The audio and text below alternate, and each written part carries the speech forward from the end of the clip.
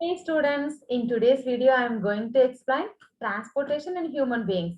If you didn't watch it, life processes, nutrition in plants and animals, respiration in plants and animals, please go through my previous videos. Before going to start our main topic in this video, let me give you answers for previous video assignment questions. The first question, what is diffusion? Answer. Diffusion is the process of movement of molecules from a region of higher concentration to a region of lower concentration. Diffusion is a very important process for photosynthesis where carbon dioxide from the stomata diffuses into the leaves and finally into the cells. Along with the carbon dioxide, you may include oxygen because air mean gases and liquids can diffuse in the same manner from higher concentration to lower concentration. Let's move to the second question. What gas does plants give off in the dark at night? Means in the dark when photosynthesis does not occur, where no sunlight for energy, then respiration does occur. That gives off carbon dioxide just as it does in animals. Like us, plants also respire at night. Next question. Why it is not advisable to sleep under a tree at night? Because during the night, in absence of sunlight, the process of photosynthesis is unable to take place in the leaves of the tree. Oxygen is a byproduct of photosynthesis. So, at night, trees only respire, giving out carbon dioxide. Hence, the air around the tree becomes rich in carbon dioxide, due to which the person sleeping might suffer from some problems. Go to the fourth question.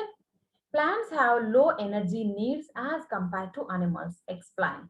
Plants have low energy needs as compared to animals because plants do not move and most of their body is made up of dead cells like sclerenchyma. But animals move about in search of food, mate, and shelter. These are the answers for all the assignment questions given in previous video. If you really like this, please subscribe, share, and like my video. Let's start our main topic, transportation. Generally, how we will say the transportation, it means movement or carrying some of the goods or things from one place to other place is called as a transportation in general. In human beings, what we have to consider the transportation, we'll see, we'll understand that. Let me tell you one thing. As a human being means for each and every life to survive, to continue their life, they need the primary things. What are the primary things each and every life, each and every living being required? One is the food, water, and air. These are the primary requirements for life. These three things should provided by the environment. These has to, these all have to taken by the organism and utilize and survive. How these three materials will get transport complete or the in the body, either human being, either frog or any other animal, how these important are the fundamental substances get diffused or transport in the human body, that we are going to understand now. The major particles or major substances which are going to transport throughout the body means from one organ to another organ or one cell to another cell. There should be a carrying of these particles or substances from one place to another place. Let's see the definition for this. Transportation in human beings. In humans, transportation of oxygen, nutrients, hormones, and other substances to the tissues, and carbon dioxide to the lungs, and waste products to the kidneys is carried out by a well-defined circulatory system. A well-defined circulatory system. In this circulatory system, there are some components, or the circulatory system consists heart, blood, lymph, blood vessels. These are the three main components which are included in circulatory system. Generally, how to define the circulatory system? The movement of the fluids from one place to other place, or from one cell to other cell, in terms of circulation, is called as a circulatory system. It consists heart, blood, lymph, blood vessels. Briefly, just I'll tell. After that, one by one, I will explain in detail. Blood and lymph both are connective tissues. As you know, 9th standard, you have studied different tissues. No, under that blood and lymph you studied. These are the connective tissues which used to connect complete body from one organ to another organ, one cell to another cell. All the body cells are connected with this tissue. Okay, connected fluid tissue it is. Now, heart is a pumping organ. This blood has to pump by the one of the machine or motor. That is a heart pumping machine it is.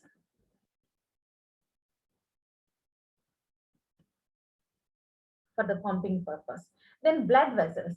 Blood vessels are nothing but like a channels or canals where the connective fluid tissue is to travel.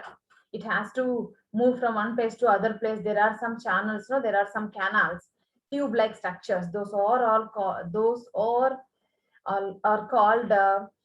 blood vessels. Let's see one by one. This is a complete circulatory system. What all the parts are included in circulatory system. First, we will study about the blood. Blood is a fluid connective tissue. Generally, if you see the blood, means in a laboratories, if you are aware about that, if you have nearby any medical laboratory or a hospital, you may understand, you may ask them, they will explain that. Means theoretically, practically you will learn more than the theoretically. Now I'll explain regarding the blood. If we can collect the blood sample, nearly 100 ml of blood sample, if you would collect that sample, we take in a test tube. In this test tube, if you put the blood sample, that blood sample first, it will be like a fluid only. When you keep undisturbed, after some time, what will happen? At the bottom of the test tube, all the solid particles, which are the denser particles, will get settled at the bottom of the test tube, and the liquid part will get float on that. It is a solid part, denser particles settle at the bottom, and which are the less dense particles, lighter particles, will be float on that as a liquid part. Here, the denser particles, the solid substance or solid components are called as blood cells. These are the blood cells. Then the liquid or the fluid is there, no? This is called as a plasma. So, blood contains two parts, two components. One is the liquid component called as a plasma. Another one is a solid component called as blood cells. You can see here, blood, solid component, blood cells. This also like a blood corpuscles. Blood corpuscles. Here, these blood cells are RBC, blood platelets, WBC. RBCs are all the function of blood cells already previous 7th standard, 6th standard you have studied. Just in brief, I'll tell you. RBC, red blood cells, have the hemoglobin is a pigment which gives a red color to the RBC or red blood cells, and which are very important to transport oxygen and carbon dioxide. Hemoglobin is a carrier of the oxygen and carbon dioxide, which used to transport throughout the body. Next, blood platelets, which used to clot the blood when get injured or any wound is there. Blood used to clot it there. Then WBCs, which has antibodies in it, which used to fight against germs. protect us from the diseases. These are the blood cells. Then plasma is a fluid part of the blood which contains 90% of water. Along with that water, it contains proteins, some albumins, globulins, and also some minerals like a sodium, potassium. Minerals also are present in the plasma. This is about the blood, which is the fluid connective tissue. This blood is a fluid connective tissue which used to carry all the important substances from one cell to another cell. Let's move to the another one. Blood vessels. Lymph we will go to the later on at the end of the video. Let me tell you, blood vessels. Blood vessels are nothing but the canals or the channels which used to carry the blood from one place to other place. Now, the blood vessels are the three types. Three are the major blood vessels we have: arteries, veins, and capillaries. Arteries are a function of the, actually this I have given as a differentiation for your exam. It is very important. Mostly they'll ask about the differences between arteries or veins to capillaries, or only arteries, veins, or all three differences they may ask for you. That's why it is easy to understand also while comparing each other. Now you see the function of arteries. Of course, arteries used to carry the blood from the heart, means away from the heart to other body parts, But veins carry blood from other body parts to heart, Then capillaries. Capillaries are like exchangers from the arteries to arteries to veins. There is a exchange of blood takes place in each and every cell. There, the network structure of capillaries are there, which are helpful for the exchange of blood. Let me show you one picture for you. Here you can easily understand that. Look here, it is an artery, a big artery. This artery used to divide into small arterioles. All the arterioles used to unite, means all the arterioles giving blood to the cell. If you can assume here there is a cell is there here. When it reaches to the cell, it becomes all the arteries gives the blood to the cell, and after that deoxygenated blood, means after work has done in the cell, then the blood is taken by the again capillary network to the venule. Venule mean all the small veins. All venules are unite to form a vein. Artery divide into arterioles, small arteries. All arterioles and venules are together, a network structure called as capillary network. And all the veins, the small veins are called as venules. All the venules unite to form a vein. You got idea? Now see how the function, like a differences again, we'll go back. Okay, this is the difference of first point.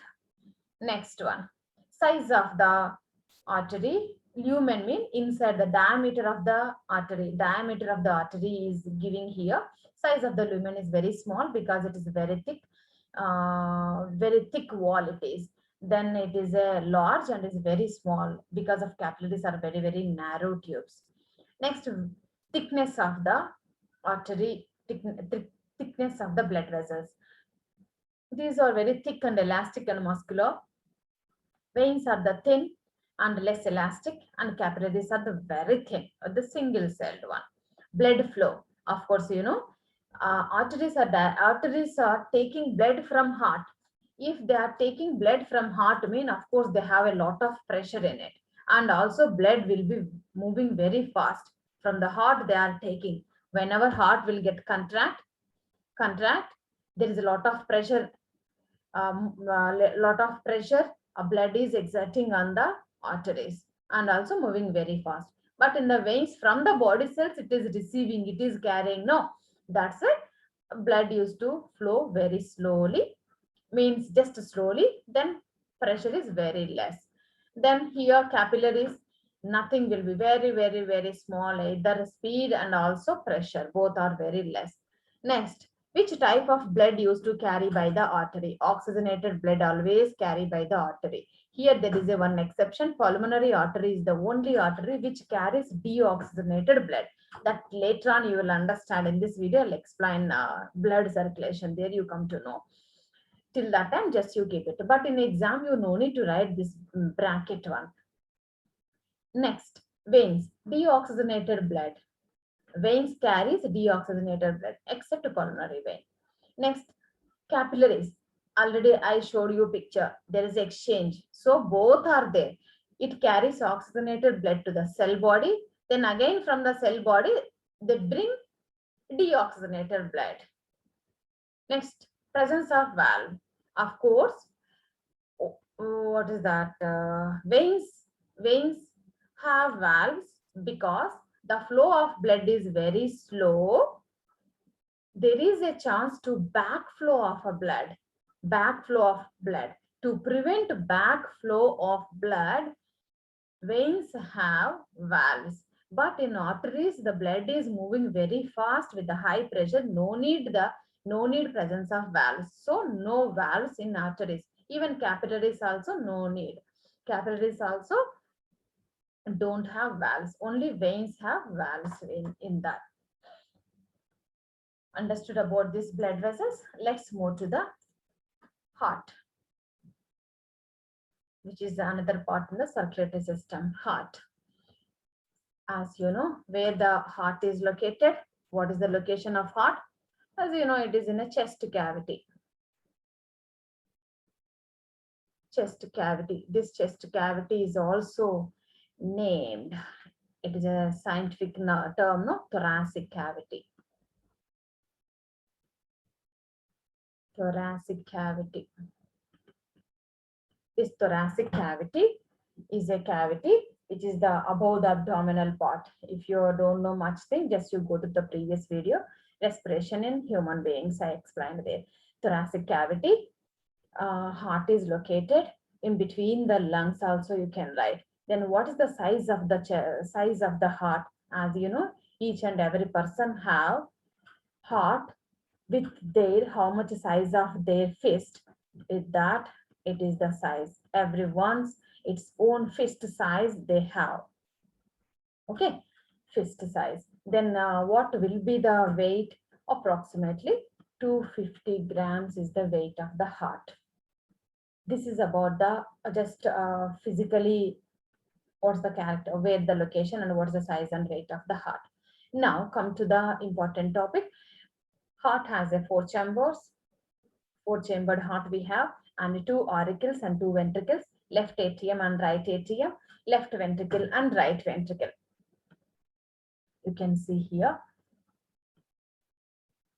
left atrium, left ventricle, right atrium, right ventricle. Okay, these are the 4 chambers. Along with these chambers, there are the lot of many blood vessels are connected to that. Directly, more 4 blood vessels are connected to the heart. We'll see one by one.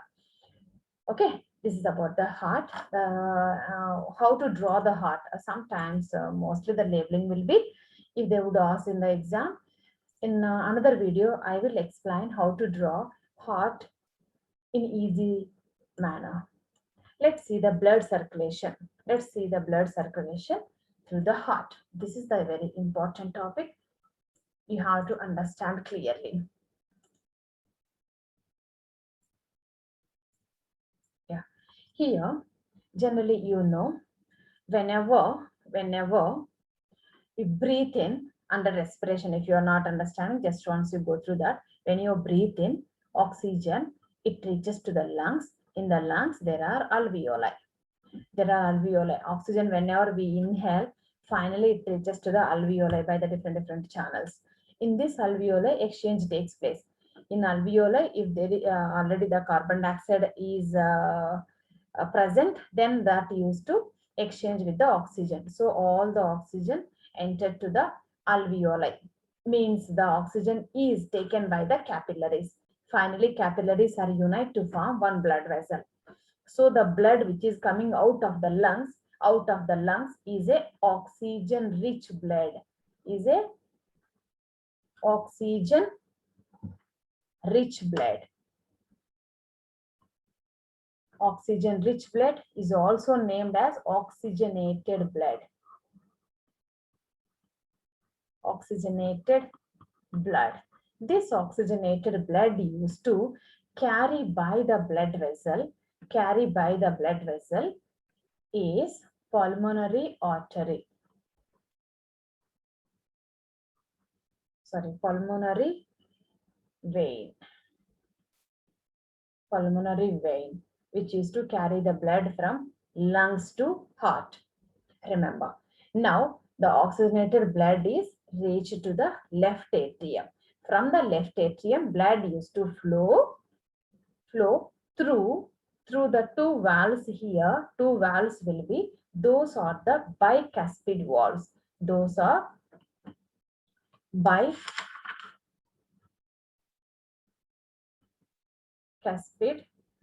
valve.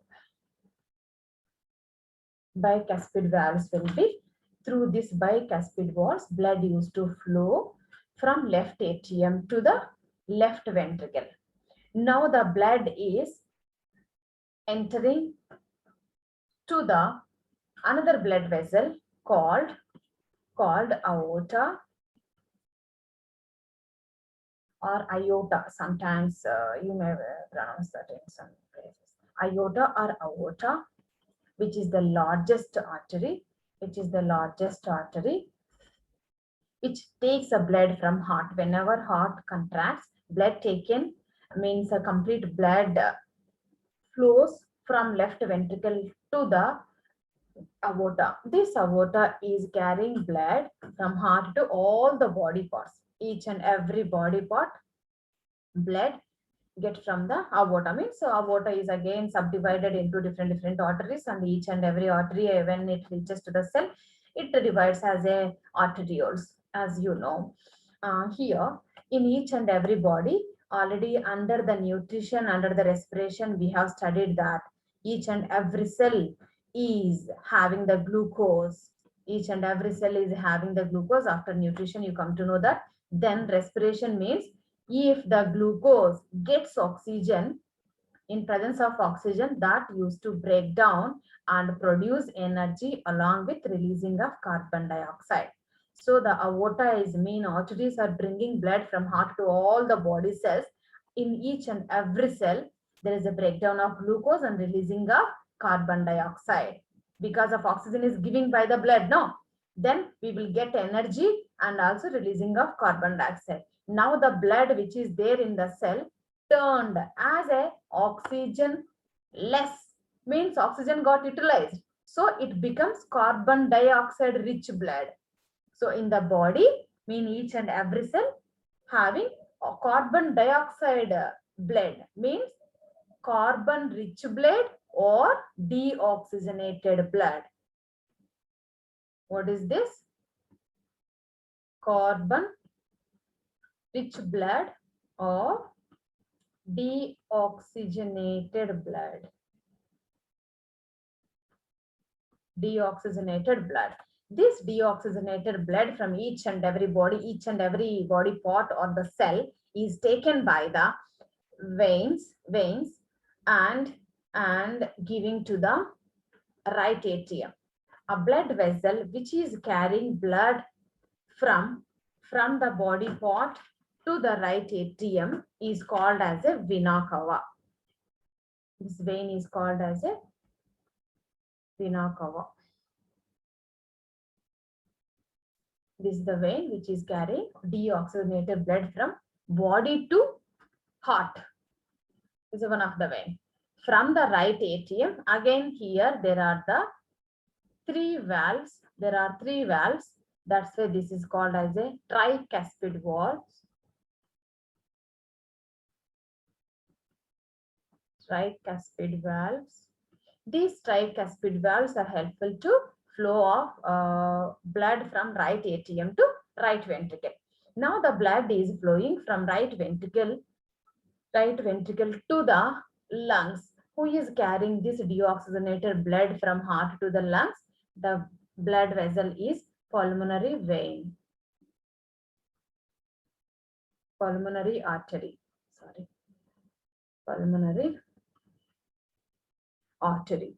Pulmonary artery is an artery which carries deoxygenated blood from heart to lungs, heart to lungs.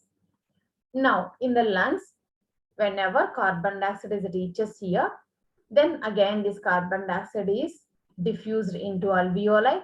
From the alveoli, again get exhaled as a carbon dioxide through the nostrils. Okay. Have you got idea? First inhaled the carbon oxygen and exhaled the carbon dioxide. This is a completely linked process, no?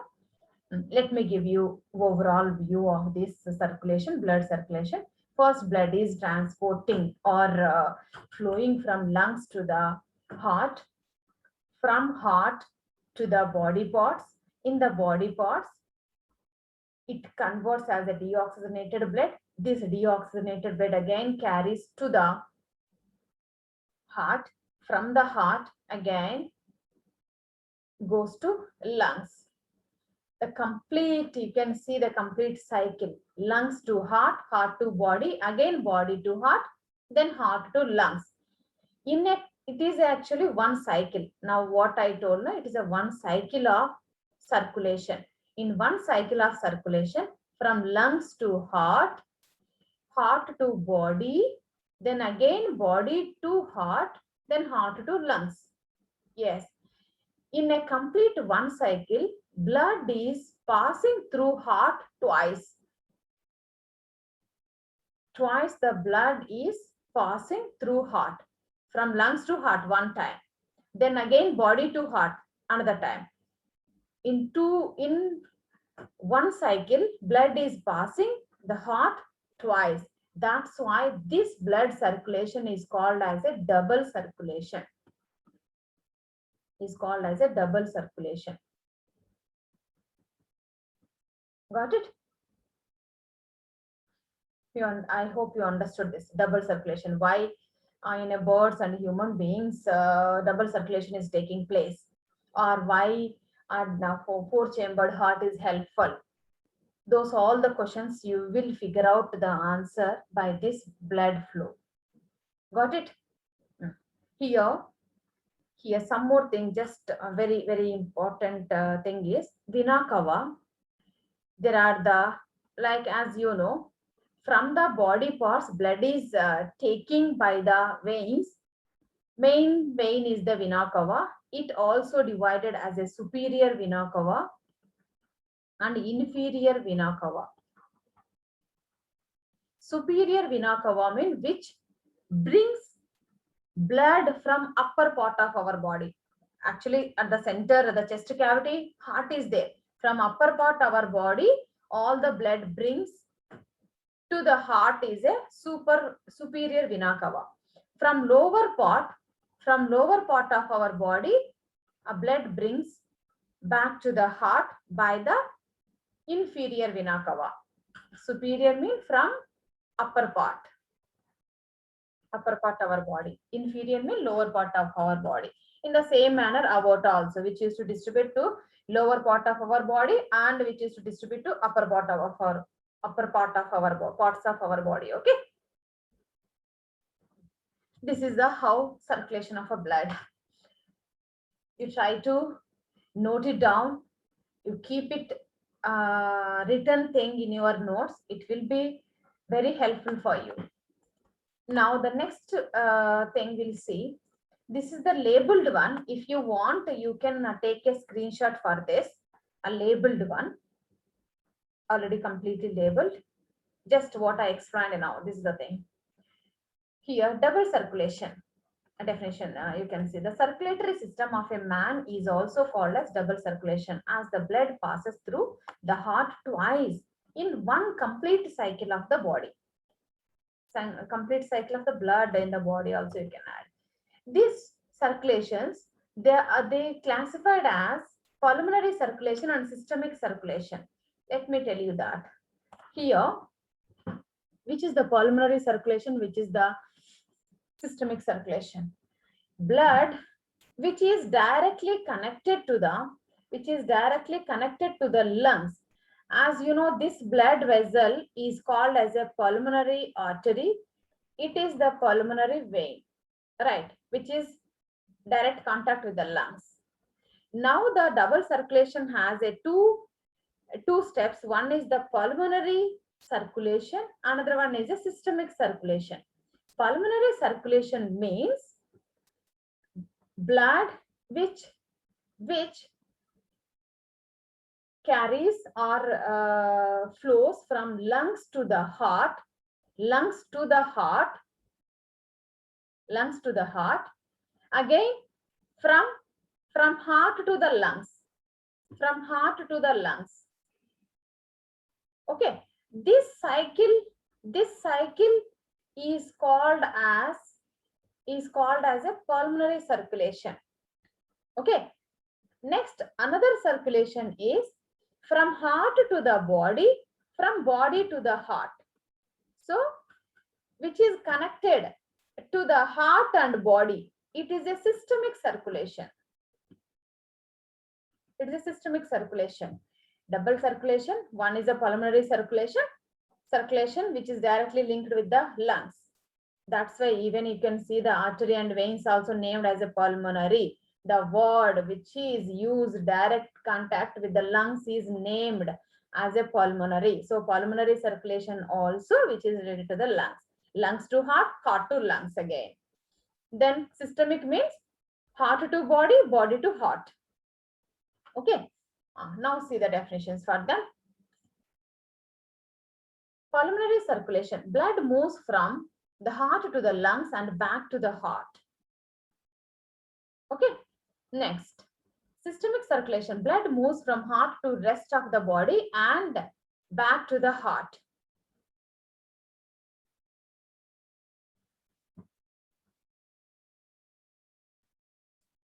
Got it? These are the two types of circulations. That's why it is a double circulation. Now we'll see types of circulatory systems. Two types of circulatory systems. We have open circulatory system,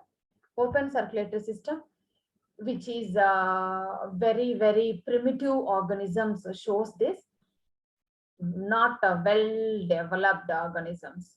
Next, closed circulatory system, like a well-developed organism shows this circulatory system. In a open circulatory system, there is no blood vessels. There is no blood vessel to travel the blood, and just the heart used to pump the blood into the body cavity. Throughout the body cavity, full the body used to distribute the blood like a diffusion process of full the components of the food, that the gases, all the fluids used to diffuse. Next, in a closed circulatory system, there are the well-defined heart and blood vessels. Blood used to move through the blood vessels only. Let's see how the other organisms like reptiles, fishes, amphibians, and birds have the circulatory system. Fishes have only two-chambered heart. Fishes have two-chambered heart.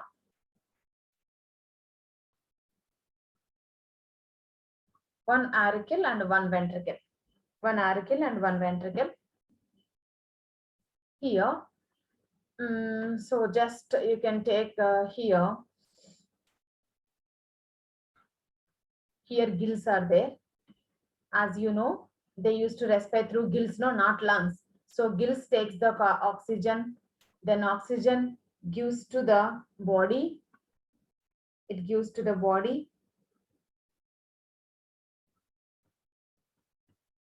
Full the body utilize the oxygen and they release carbon dioxide. That carbon dioxide blood reaches to the auricle, from the auricle to ventricle, again from the ventricle to the gills.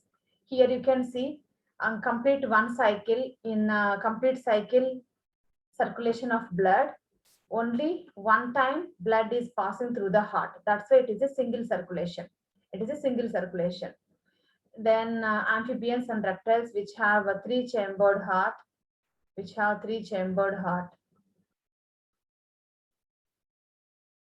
Only three chambers are there. They are auricle, right auricles, right atrium, left atrium, and one ventricle. Here, it is not well defined double circulation. It is partially double circulation. Blood used to pass twice. It is like a partially because of only one ventricle is there. No? That's why incomplete double circulation takes place. As you know, ninth standard, you have studied about the crocodile. Crocodiles have the four-chambered heart. Even though it is a reptile, it has a four-chambered heart. Okay. Next, birds and human beings. Yes, well-defined four-chambered heart they have. That's why we all are showing the double circulation. Why it is a four-chambered heart is important for them to maintain the different functions, to maintain the body temperature, and human beings and birds required a lot of energy compared to other organisms because a lot of works we have to do, and many like a complex food we used to take. That's why we need a lot of energy to fulfill that. There should be a what is that, separation of oxygenated and deoxygenated blood clearly, then only we will get the proper functioning of our body. That's why four chambered heart is very important for birds and human beings. That is about the complete circulation of blood from heart to body parts to heart, then again to lungs. Let's move to the another thing, blood pressure. What is mean by blood pressure? Generally, we will hear about that BP. No, sometimes high BP, high hypertension, hypotension, right? Blood pressure is nothing but if the blood vessels are there, blood is flowing through blood vessel, either artery or vein. I'm not terming that. Here, blood is flowing. Of course, as you know, each and every fluid can exert the pressure. If you keep the water in a container, that exerts the pressure, walls of the container and walls of the container. Like that, the blood also exert pressure on walls of the blood vessels. That pressure is nothing but the blood pressure. The force that blood exerts against the walls of the vessel is called as a blood pressure. Okay. Here, there are the two types of blood pressures, means the complete blood pressures we used to measure as a systolic and diastolic. Systolic systolic blood pressure means whenever heart used to contract, become small, contract, then blood used to come out from the heart, from the heart. As already you have seen the structure, no? Heart four chambered we have taken from the ventricle. From the ventricle, blood used to come out. Whenever they contract, blood come out from the ventricle through the aorta.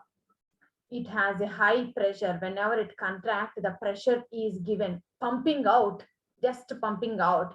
When the pumping out, it has a high pressure. So in the systolic phase, the heart contracts, blood pressure rises, and blood moves out along the vessels. Okay, through the blood vessels, the blood used to come out. That's the systolic blood pressure. Of course, this is the one of the reason why the arteries shows a high blood pressure. Blood used to flow with a high pressure in arteries due to this. Next, diastolic blood pressure means whenever heart relax, blood used to fill or flow, blood flows to the heart from the body parts. It is very slowly moving, not a big pressure is applying on the walls of the vessel.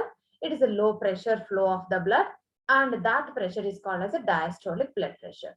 You see that in the diastolic phase, the heart relaxes, blood pressure falls, and the blood fills the heart. Okay, going to the heart. It is a diastolic blood pressure. Generally, systolic blood pressure will be below 120 millimeter Hg, millimeter of Hg, millimeter of mercury. The pressure used to measure in millimeter of Hg. Pascal also one of the unit. Newton meter is a Newton per meter also one of the unit. In the same manner, blood, not only blood, pressure can measure in terms of millimeter of mercury. Okay. Next, diastolic blood pressure is generally 80 millimeter of Hg, mercury. This is about the blood pressure. Here, if you have any problem in your like you are facing with a fever or any problem, when you go to hospital, first they do the work is they check your BP with the one instrument. You can see this, you can understand whenever you see this. Yes, it is a BP mission. They tell that to check the BP of that patient, like that. No, that this meter is called as a sphygmomanometer. Sphygmomanometer is the instrument which used to measure the blood pressure. Blood pressure measured by sphygmomanometer. Write down the spelling clearly. And what is the normal BP in human beings? 120 by 80 millimeter of Hg is the normal blood pressure. Okay. If it is a more, hyper. If it is a less than that, hyper. Okay. Blood pressure will increase or sometimes decrease. Both are danger. We should consult the doctor if there is any changes of blood pressures than the normal range. This is about the blood pressure. Then see the lymphatic system, which is the last system or component in the circulatory system. Lymph is actually, let me tell you first this. Blood is generally passing through the capillaries, means the blood vessels. Generally, just I am taking the capillaries because of each and every cell, each and every tissue is having the capillaries. Blood capillaries are here. These blood capillaries have small pores on it. Small pores on it. Whenever blood is flowing through that, through the blood capillaries, there is some fluid will get escaped from this, means slowly diffuses out of the capillaries. This is called as a tissue fluid. Is a tissue fluid. This tissue fluid is named as a lymph. Actually, this diffused fluid is nothing but a plasma, right? As you know, the fluid part or liquid part of the blood is a plasma. This plasma is diffuses out of the capillaries. Not much plasma, very little amount. Slowly, little amount of plasma used to diffuse out of the capillaries. That is named as a tissue fluid, is also called as a lymph. Okay, lymph. What is the use with the lymph and how the lymph look like? Actually, lymph is look like a pale yellow color, like the plasma only. Of course, it has both the solid content and liquid content, like blood only. Liquid content is nothing but the plasma, which has which has minerals and proteins and also fats. It's very important. Fats. It also have fat molecules. Fat molecules, proteins, albumins, globulins, and solid components are the lymphocytes, or if you can take simply as a WBCs if you are not remembering the lymphocytes. Lymphocytes are the solid particles of the cells which are present in the lymph, which are helpful to fight against the germs. Even lymph also fight against the germs. At the small injury, like any organism entered to our body, it is also first to try to kill them. This is about the lymph. Now you see the points what I given here. Lymph is another fluid involved in the transportation. Some amount of plasma, proteins, and blood cells escape into the intracellular spaces in the tissues to form lymph or tissue fluid. Lymph drains into lymphatic capillaries, which join to form large lymph vessels and which open into larger veins. Okay, here this complete lymph is drained from the things. And here also, like how the blood used to travel through the capillaries, veins, and arteries, it is also used to travel through the lymphatic vessels. Okay, next, function of the lymphatic system. Lymphatic system, as you know, here it used to transport the substances like fats, some proteins, and also which used to fight against the germs. Here itself you come to know 2 points you can write. In your own words also you can write. Otherwise, just you copy these points. Main functions are maintain the balance of fluid between the blood and the tissues. The second point, forms a vital part of the body's immune system, helps defend against bacteria and other intruders, and also facilitates the absorption of fats and fat soluble nutrients in the digestive system. Yeah, this plasma is actually plays an important role to absorb the fats and transport the fats from one place to other place. Okay, this is about the lymph and lymphatic system. Let's see another topic about ABO blood group system. Actually, they in your reader, it's not included. It's not there. But in some of the question paper, you may see some questions on the blood grouping system. That's a better to explain you, I thought. I'm sharing that. ABO blood group system. This ABO blood group system is first introduced by Carl Landsteiner, an Australian scientist. He discovered in the year of 1900s. Okay, what he discovered, and as you know, blood groups we should understand clearly. We should know much more about the blood groups. Here, each and every person have a different blood group. Means we have broadly we have four blood groups. They are A blood group A, B, AB, O. These are the four blood groups. These four blood groups, how the blood groups are classified, on what basis are classified, depend on the antigens and antibodies which are present. Antigens and antibodies which are present in the blood, blood groups are classified. If antigen, if a person contain antigen A in his RBC, that person is categorized as blood group A. The blood has categorized as blood group A. Then the person with the B antigen, B blood group, with the AB antigen, AB blood group. If no antigens, O blood group. Okay, this is the how the categorized, depend on what. Now, what is mean by antigen and what is mean by antibodies? These are the proteins only. Like what we have the proteins, after digestion we are getting the proteins. No, proteins into amino acids. While eating we are taking the nutrients. In the same manner, we have the in our body we have the proteins. Those are the antigens and antibodies are the proteins. Where these proteins are present, antigens are present in RBC, red blood cells, and antibodies are present in plasma. Already under the plasma we discussed, it has a or WBC, and also it has globulins, albumins. Those are all nothing but the antibodies. Okay, so in plasma antibodies are there. This is okay, very good. We know all the blood groups. Four blood groups are there, A, B, AB, and O. The problem is, what we have to understand much is, while transfusion of blood, what are the steps to, what are the precautions we have to take? That is important thing.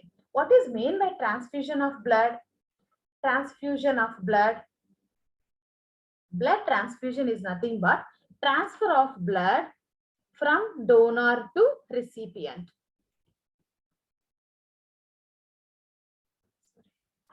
Blood transfusion